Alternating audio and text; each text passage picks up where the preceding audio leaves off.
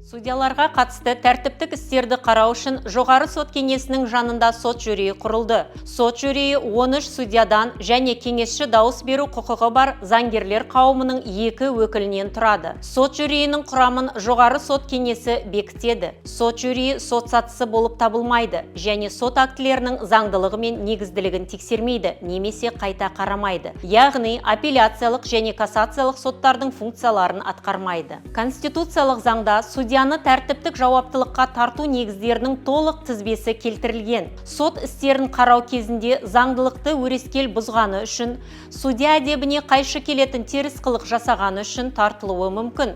Сот төрағалары және соттардың сот алқаларының төрағалары конституциялық заңда көзделген лауазымдық міндеттерін тиісінше орындамағаны үшін тәртіптік жауаптылыққа тартылуы мүмкін.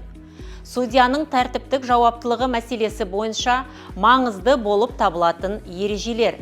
Бірінші, заңдылықты өрескел бұзу деп судья өзінің адал болмауы немесе ұқыпсыздығы салдарынан жол берген заңды анық және елеулі түрде бұзуы түсініледі. Заңдылықты өрескел бұзылу фактісін осы негіз бойынша сот актісінің күшін жойған немесе өзгерткен жоғары тұрған сот сатысы анықтайды және ұсынуда көрсетеді. Екінші, дәлелдемелерді бағалауға байланысты сот актісін күшін жою немесе оны өзгерту заңдылықты өрескел бұзу болып табылмайды. Үшінші, судьялық қате сондай-ақ сот актісінің күшін жою немесе оны өзгерту, егер заңдылықтың өрескел бұзылу фактісі анықталмаса, судьяның жауаптылығына алып келмейді. Сот жюриінің судьяға қатысты тәртіптік жауаптылығын қарау негіздері: жоғары сот төрағасының ұсынуы, облыстық соттардың және жоғарғы соттың жалпы отырысының шешімдері, жоғары сот сатысының ұсынуы, судья әдебі жөніндегі комиссиялардың шешімдері. Сот жюриімен сот актілерімен келіспеушілікті білдіретін, сот істерін қарау кезінде заңдылықтың бұзылғанын көрсететін мәліметтер тексерілуге жатпайды. Аудандық соттың судьясына, төрағасына, облыстық соттың судьясына қатысты тексеру жүргізу облыстық сотқа және судьялар одағы облыстық филиалының судья әдебі жөніндегі комиссиясына жүктеледі. Сәйкесінше басқа сот сатылары бойынша да.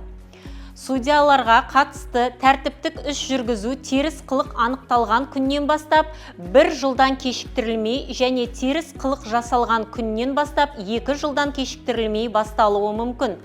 Судьяларға ескерту, сөгіс, қызметтік міндеттерін тиісінше атқармағаны үшін сот төрағалары немесе сот алқасының төрағасы қызметінен босату, судья қызметінен босату түріндегі тәртіптік жазалар қолданылуы мүмкін. Судьяны тәртіптік жауаптылыққа тарту кезіндегі оның құқықтарының кепілдіктері: судьялар тәуелсіздігінің кепілдігін қамтамасыз ету мақсатында тәртіптік істі қарау өзіне қатысты тәртіптік іс жүргізу басталған судьяның міндетті түрде қатысуымен өткізіледі.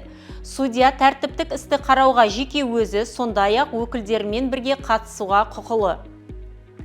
Сот жюриі шешімдерінің күшін жою және қайта қарау сот жюриінің шешіміне судья шешімнің көшірмесін алған күннен бастап 10 жұмыс күннен кешіктірмей жоғары сот кеңесіне шағымдана алады. Кеңес сот жюриінің шешімдеріне шағым жасау туралы мәселені қарау қорытындылары бойынша келесі шешімдердің бірін қабылдауға құқылы: сот жюриінің шешімін негізді деп тану, сот жюриінің шешімін негізсіз деп тану және іс жүргізуді тоқтата отырып, оның күшін жою, сот жюриінің шешімін негізсіз деп тану және қайта қарауға жібере отырып, оның күшін жою. Судьялар тәуелсіздігінің кепілдіктерін қамтамасыз ету мақсатында және халықаралық практиканы ескере отырып, 2019 жылы сот жюриі жоғарғы соттан жоғары сот кеңесінің қарауына берілді. Бұл ретте сот жюриі жоғары сот кеңесінің құрамына тікелей кірмейді. Ол кеңестің жанында жеке тәуелсіз институт ретінде құрылды. Жоғары сот кеңесінің жанында сот жюриінің қызметі тәуелсіздік, объективтілік және барынша ашықтық принциптерін қамтамасыз етуге бағытталады.